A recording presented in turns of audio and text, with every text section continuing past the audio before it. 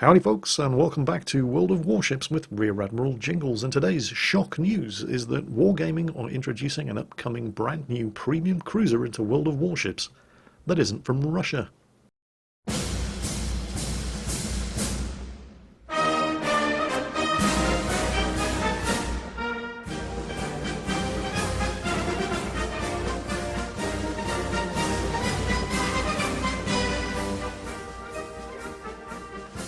That's right, do not adjust your sets, a brand new premium cruiser in World of Warships that isn't Russian and isn't the Atlanta, so yeah, who would have guessed?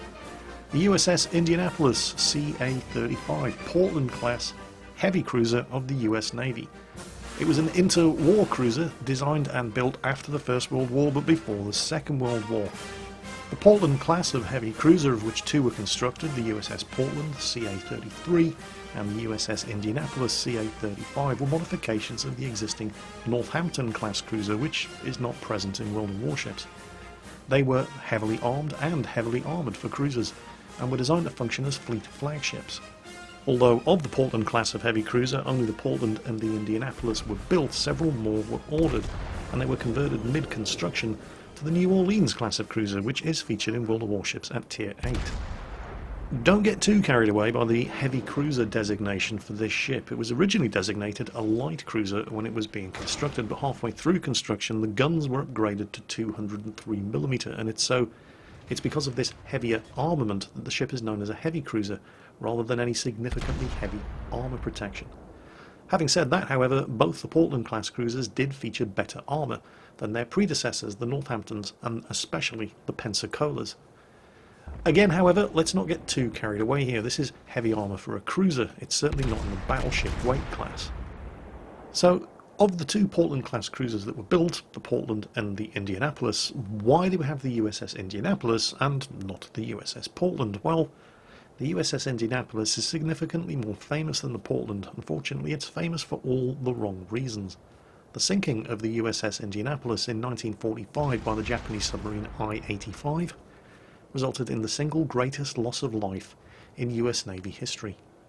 It's also not completely outside the realms of possibility that Wargaming are trying to cash in on the possible success of the Nicolas Cage movie about the sinking of the Indianapolis, which is coming out later this year. Unfortunately, it stars Nicolas Cage, so it's likely to suck. This is not, of course, the first time that the story of the USS Indianapolis has made it in popular culture. In 1991, a TV movie was made in America starring Stacy Keach as the commanding officer of the Indianapolis, Captain McVeigh. That was called Mission of the Shark, the saga of the Indianapolis, and you've probably never heard of it. You may, however, have heard of a little movie made by Steven Spielberg in 1975 called Jaws. In Jaws, one of the main characters, played by Robert Shaw, was a shark hunter called Quint. And in one scene during the movie, which we'll be seeing later, during this pivotal scene in the movie, it's revealed that Quint's character is a survivor of the sinking of the USS Indianapolis, and it's made pretty clear why he's chosen shark hunting as an occupation after the war. What's all this talk about sharks, Jingles? What's this got to do with the Indianapolis? Well, you see, the thing is, the sinking of the Indianapolis wasn't just the single biggest loss of life in US Navy history. It's also the largest single loss of human life in recorded history due to shark attack. On the 26th of July 1945, the Indianapolis delivered parts of the Little Boy atomic bomb, which was going to be dropped on Hiroshima, to the island of Tinian. She then reported to Commander-in-Chief Pacific Headquarters for further orders and was directed to join the battleship USS Idaho in the Philippines to prepare for the invasion of Japan. The Indianapolis, unescorted, departed on a course of 262 degrees, making speed of about 17 knots. 14 minutes past midnight on the 30th of July 1945, she was hit by 2 torpedoes out of 6 fired by the I-58, a Japanese submarine. The first torpedo blew away the bow of the ship, the second struck near the midships on the starboard side adjacent to a fuel tank and a powder magazine. The resulting explosion split the ship down to the keel, knocking out all electric power, and within minutes she went down rapidly by the bow, rolling to starboard. Of the nearly 1,200 men aboard, about 900 made it into the water in the 12 minutes before she sank. Very few life rafts were released, she sank so quickly, and most survivors, if anything, just wore the standard life jacket, which was only really good for a day at the most in the water. sunrise of the first day saw the first shark attacks. As a result not just of these shark attacks, but also of the wounds that the men had suffered as a result of abandoning their ship, combined with saltwater poisoning, dehydration and exposure, of the 900 men that made it into the water on the sinking of the ship, 4.5 days later, only 317 were still alive. The fact that it took 4.5 days for the men of the Indianapolis to be rescued is pretty disgraceful in and of itself, but it could have been substantially worse because they were only discovered by accident.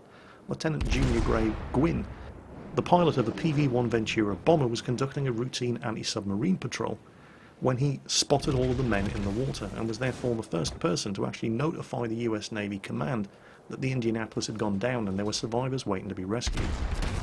Or at least that's the version of events that was presented as evidence to the court-martial of Captain McVeigh, who was held responsible for the sinking of his own ship. It was claimed at McVeigh's court-martial that the Indianapolis had never sent a distress signal, and so the Navy had no way of knowing that the ship had gone down. And yet, curiously, while never submitted as evidence at the court-martial, declassified documents revealed years later indicated that the Indianapolis had managed to send one distress signal. Furthermore, the distress signal had been intercepted by 3 separate Navy radio stations, and yet it was never acted on. It was never acted on because the commander of the first radio station was drunk, the commander of the second radio station had gone to bed and told his men not to wake him, and the commander of the third radio station refused to believe it, thinking it was a Japanese hoax. But surely the US Navy didn't just rely on a ship getting lucky enough to send off a distress signal to alert them to the fact that one of their ships was missing. Why did nobody notice that the Indianapolis hadn't arrived at its destination? Well, therein lies a story. At the time, the US Navy plotted the locations of its ships by using a sort of departure and arrival system. To break it down into simple terms, what would happen was that when a ship was being transferred from one command to another, it would only stay on the departure board at the command headquarters from which it had belonged up until the point when it was expected to arrive at the new destination, at which point it was no longer their responsibility, and the Indianapolis was therefore removed from their departure plotting board. So what happened at the point of arrival at the other end when the ship was overdue? Believe it or not, she was actually recorded as having arrived at her destination on time. Pretty obviously, she hadn't, and yet the officer responsible for marking the arrival of the ship never bothered to investigate the fact that the ship hadn't actually arrived at all. So, with her arrival date having come and gone, the ship actually appeared on the plotting board at her arrival destination as having arrived safe and sound. For 4.5 days, the US Navy didn't have a clue that they'd lost a heavy cruiser and potentially 1,200 men's lives. Realising that somebody had made a cock-up of monumental proportions, the US Navy actually tried to bury the news of the sinking of the Indianapolis, delaying the announcement until the same time as the atom bomb was dropped on Hiroshima.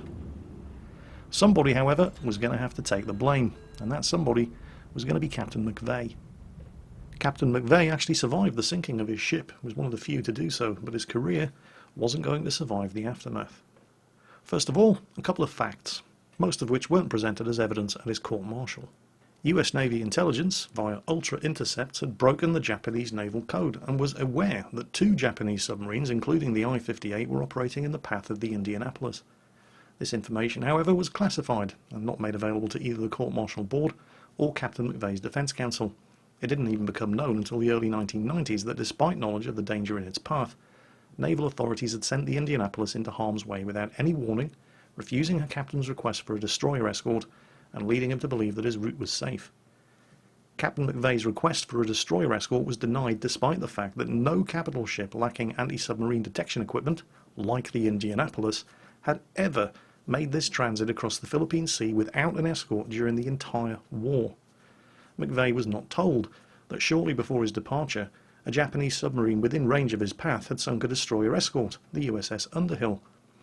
The Navy finally decided to submit 2 charges against Captain McVeigh. The first charge, failure to issue timely orders to abandon ship, had zero evidence to substantiate it. The fact that it was even lodged against him was ludicrous.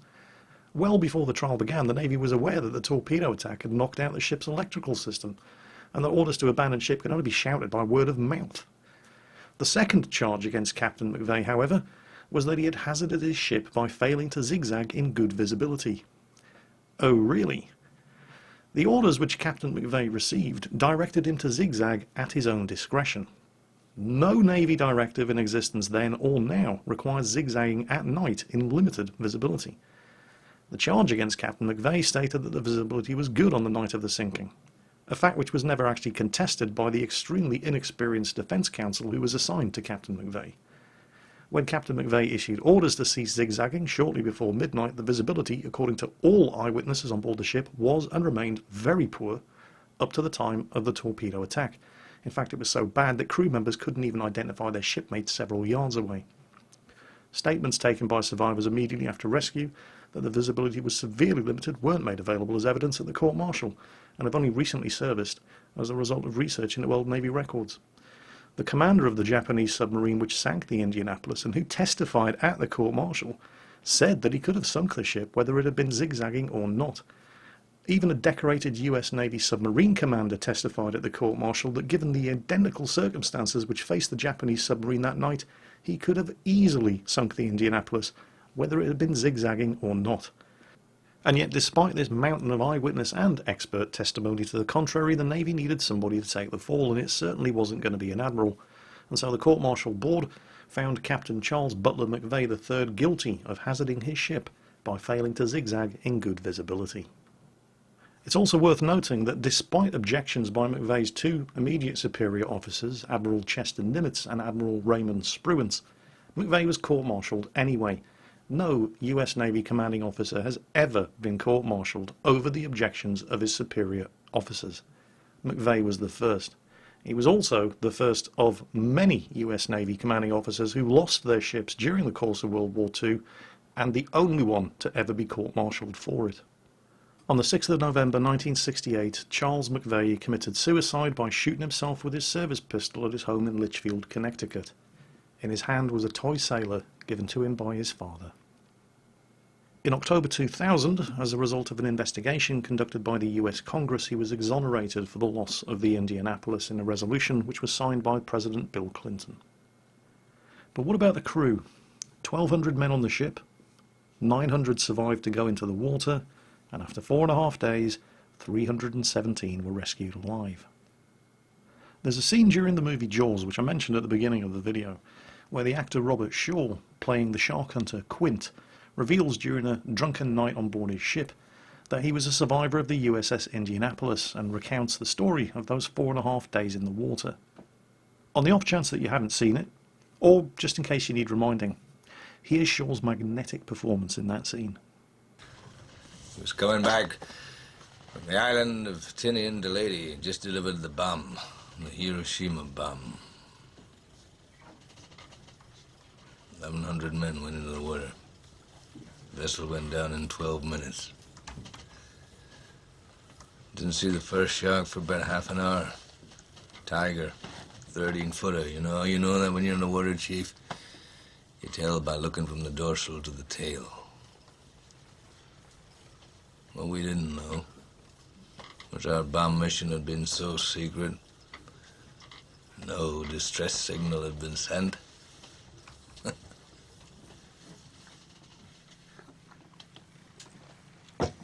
They didn't even list us overdue for a week. Very first light, Chief. Sharks come cruising. So we formed ourselves into tight groups.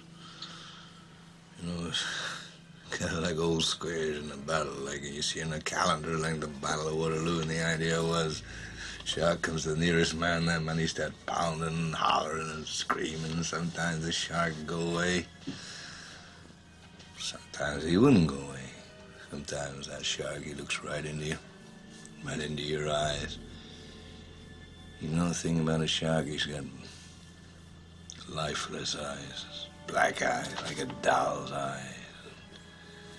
When he comes at you, he doesn't seem to be living until he bites you, and those black eyes roll over white, and then then you hear that terrible high-pitched screaming.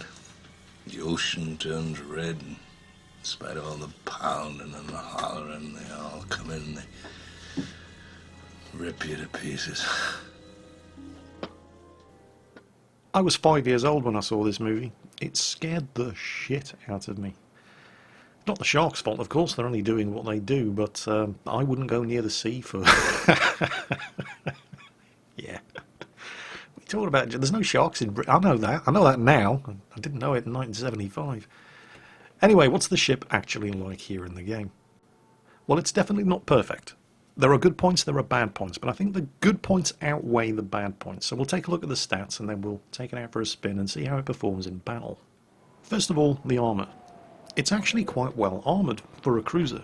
I mean, let's not get carried away, this is no battleship. But it's got up to 146mm of armour protecting the citadel. It's got up to 63mm of armour protecting the deck. Unfortunately, it only has 16mm of armour protecting the bow and the stern. Now that's not such an issue at the bow of the ship from the front, because it is incredibly well angled. And what it means is that in effect, if you keep the front of their ship pointed towards an enemy cruiser, they're going to have a really hard time doing damage to you unless they're just firing high explosive at your superstructure. Armour piercing is going to bounce off the bows of this ship because of the angling. However, it's only 16mm of armour, and battleship caliber guns can and will citadel you from the front. The stern of the ship, however, is a different matter entirely. It's a very, very vulnerable target. It doesn't have any of the sloping that you have at the bows of the ship, and it's still only 16mm thick, so that means enemy cruisers and even some of the destroyers with the larger caliber guns, like those Soviet destroyers with the 130mm guns firing armor piercing, are easily going to be able to penetrate the rear of this ship and do significant damage. So as far as the armor of the ship's concerned, it's sort of a good news, bad news situation. When it comes to firepower, however, while they're certainly not fantastic, the guns are pretty good. 203mm 55 caliber Mark 14 Mod 1s. They're the same guns that you get on New Orleans at Tier 8, and it's got 9 of them in 3 turrets, 2 at the front and 1 at the back. They reload every 15 seconds, which is kind of slow, but, well, you couldn't expect them to reload faster than on the New Orleans at Tier 8, and that fires a shot every 14 seconds. The turret rotation speed is also unremarkable, but it's acceptable. Fresh out of the factory, it takes 30 seconds for the turrets to rotate 180 degrees. I've managed to get mine down to just over 26 seconds with commanding officer crew skills. However, the range is very, very good, 16.9 kilometers, and the accuracy is fantastic, with only 139 meters of dispersion at that maximum range of 16.9 kilometers.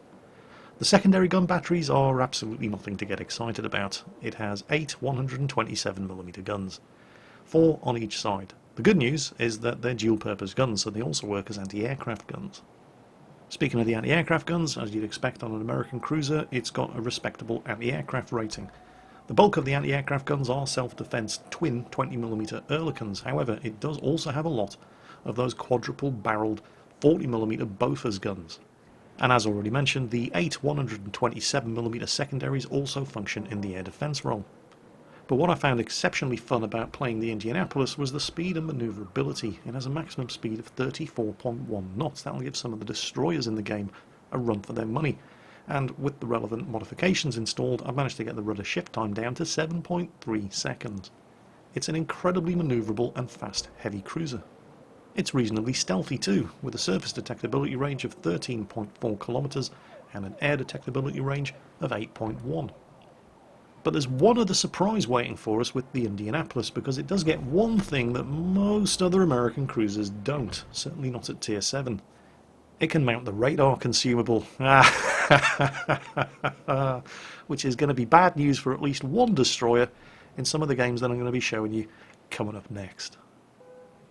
So, how do you play the Indianapolis? Well, one thing that I learned very, very early on was how not to play the Indianapolis. You don't go anywhere near enemy battleships unless you have any other option whatsoever, because the only way you can really hurt an enemy battleship is with your high explosive shells, and the high explosive shells are not the major strength of this ship.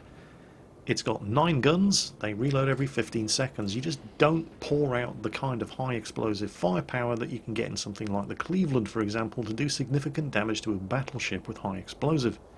On the other hand, a battleship is going to do significant damage to you with their armor piercing. This is a big old ship. It's the size of some of the American battleships, and it's a very, very bulky ship. It's got very, very big sides.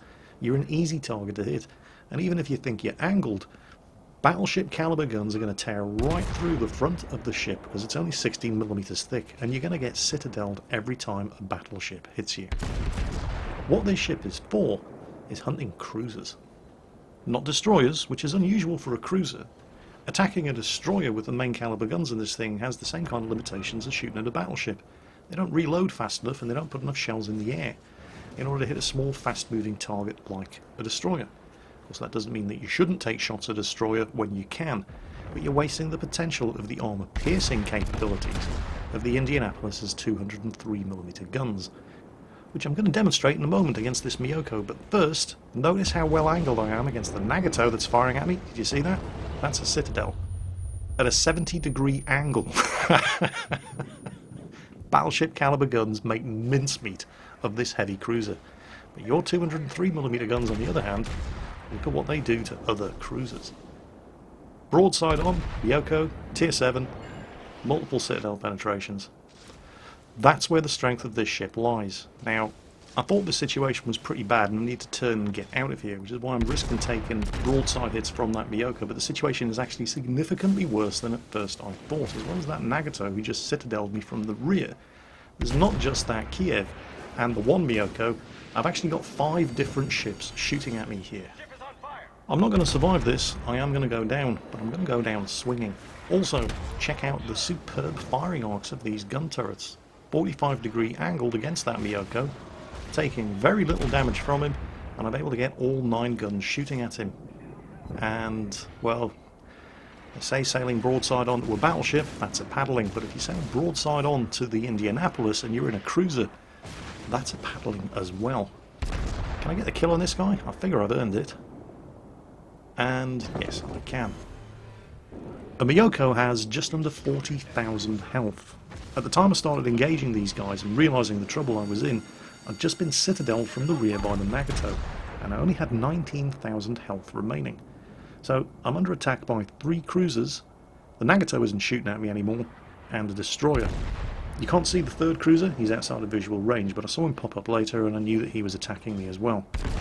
In the time it took these guys to reduce my 19,000 health to 0, I did 39,200 damage to the first Miyoko, and I reduced this guy to just over 21,000 health before I finally burnt to death.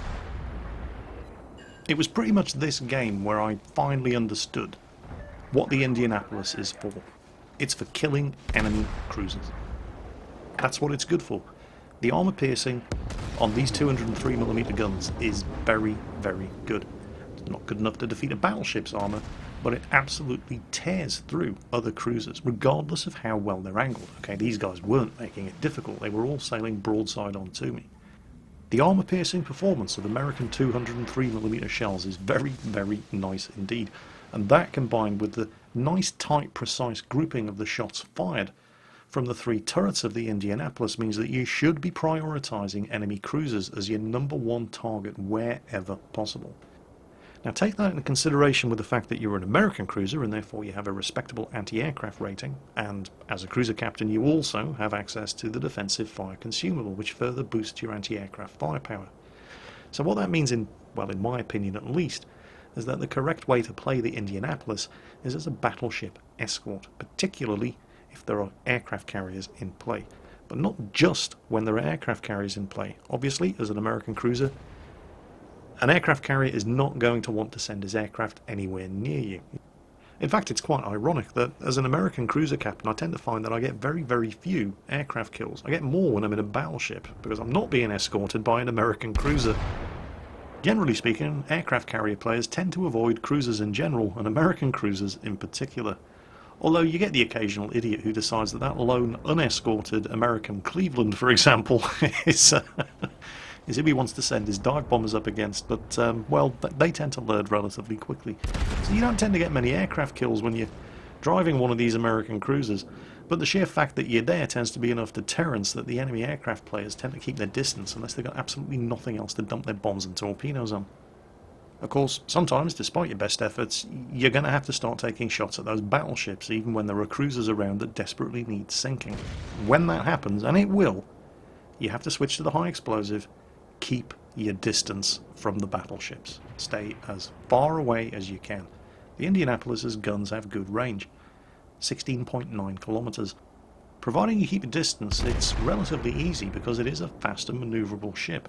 Relatively easy to avoid the return fire from an enemy battleship. You're still not going to do a whole lot of damage to him because your high explosive shells... Well, it's not just that with a 15-second reload you're not putting enough of those high explosive shells in the air against the battleship to do any appreciable amount of damage to him. There's also the fact that it gets very confusing when you switch to the high explosive ammunition, as you're sometimes going to have to, because it doesn't have the same velocity as your armor-piercing shells. There's something like a 10% difference in the amount of time that the shells stay in the air when you switch to the high explosive. They are a lot slower than the armor-piercing, and that can really take a lot of getting used to. Yet another reason, as if you needed more, why you should be prioritising shooting up enemy cruisers in the Indianapolis wherever possible. You'll be more consistent and you'll do a lot more damage. And that Congo's finally started firing back, and he does actually hit me. I've decided, screw this, I'm getting too close, and I've started turning away. And he actually managed to hit me as I was broadside onto him. I was very lucky there not to take significantly more damage. But if you find yourself having to break and disengage from a battleship, it's a lot easier to do it in the Indianapolis than it is in the other American Tier 7 cruiser, the Pensacola, because the Indianapolis has a superior stealth rating. Providing you keep the Indianapolis at the maximum possible range to engage your battleship target of choice, you're already outside of spotting range, 13.4 kilometers. All you have to do is stop shooting. And within 20 seconds, you will disappear, provided nobody else is spotting you, of course, a little bit closer. And you're safe from return fire. And that's just with the 3-point captain, by the way. If you have a more experienced captain with some of the higher tier skills, I think you can get the surface detectability range of the Indianapolis down to 11.8 kilometers. That's just ridiculous. Meanwhile, I'm still trying to get to grips with these enemy cruisers. They're all over on the left-hand side of the map. But I've got to deal with this Nagato, and that's going to be really, really dangerous. Although he's not exactly making things difficult for me by giving me the broadest possible target to shoot at and sailing backwards. However, I have noticed that there's an enemy destroyer sneaking in. There he is. Going to try to ambush me around the side of this island. Now, there is one thing that the Indianapolis gets that does set it apart from other American cruisers at this kind of tier, and that's the radar consumable. Now, it's only active for 25 seconds, and it only has an 8.45 kilometer range, but that kamikaze is already in radar range, and he thinks he's being sneaky, and bingo, there he is. I've already got the high explosive loaded, and I was expecting him to be there, and he's just found out the hard way that you cannot sneak up on the Indianapolis. Now, I don't know that he got his torpedoes away or that he didn't, but I'm not taking any chances. I'm just going to assume that there are torpedoes in the water unless proven otherwise, and this does mean slowing down and taking further hits. But, well, getting shot at by an enemy cruiser from that kind of angle, that's the kind of thing that the Indianapolis does have the armour to take care of. I want to get out of line of sight of that Nagato, however. I don't want to get shot at by him. Angle or no angle, I am going to, at some point, take a lot more damage from him than I already have. So I'm going to sneak in between these islands. No torpedoes, nailed the kamikaze, thanks to using the radar to spot him, before he could get his torpedoes off. I've loaded AP in anticipation of being able to shoot at that Auber, but he's out of line of fire at the moment, and there's a New York in range, and while I don't expect the armor piercing to do a huge amount of damage, it's loaded. He's the only one I can shoot at, so I fire. And I do score a couple of hits, but I don't know how much damage I did.